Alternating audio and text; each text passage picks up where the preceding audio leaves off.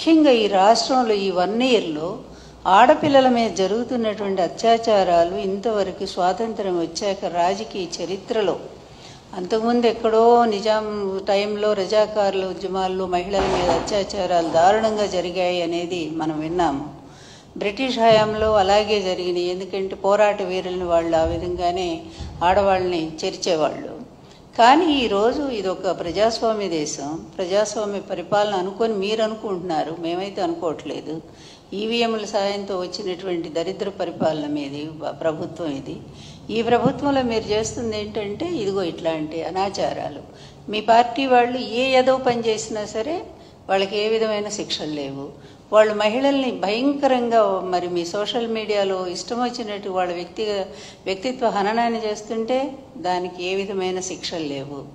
కానీ సాక్షి మీడియాలో ఒక అనలిస్టు ఒక విషయాన్ని చెప్తూ దాన్ని మాట్లాడితే దాన్ని తీసుకెళ్ళి కొమ్మినేని గారికి అంటగట్టి అప్పటికప్పుడు ఆయన మీద కేసు పెట్టి తీసుకెళ్ళి ఇదా మీ పరిపాలన, ఇది సుపరిపాలన అంటారా?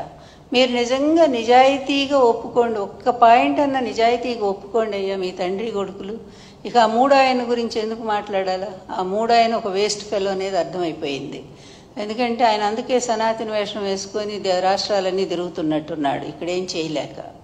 అందువల్ల ఇక ఆయన గురించి వేస్ట్ మాట్లాడటం కూడా వృధా. ఎందుకంటే ఆయనకు నాయకత్వ లక్షణాలు మొదటి నుంచి లేవు, ఎదిరించే తత్వం అస్సలు లేదు. చంద్రబాబు పిలిచినప్పుడు వచ్చి జగన్ గారిని ఒక తిట్టిపోవటానికి మాత్రం ఉపయోగపడతా ఉన్నాడు.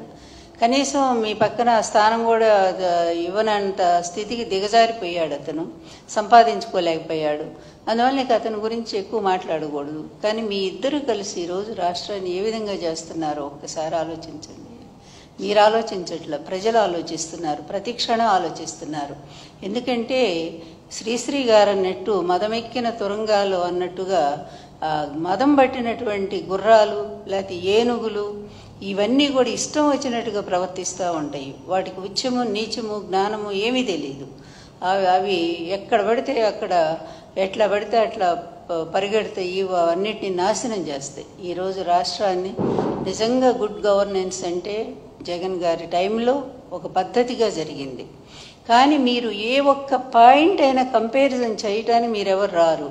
ఎందుకంటే మీ పచ్చ మీడియా బాకాల్లో ఊదుతూనే ఉంటాయి మిమ్మల్ని. నిన్ను లోకేష్ని ఇద్దరిని కూడా అక్కడ కూర్చోబెట్టి ప్రైమ్ మినిస్టర్ని కలిస్తే దానికి మొత్తం పేజీలన్నీ కూడా ఈనాడు ఏబిఎన్ పెట్టేస్తారు. ఏంటి ప్రైమ్ మినిస్టర్ మీ మిత్రపక్షం కదా, మీ కూటమి కదా, ఒకళ్ళ మీద ఒకళ్ళు ఈరోజు డిపెండ్ అయ్యలేరా?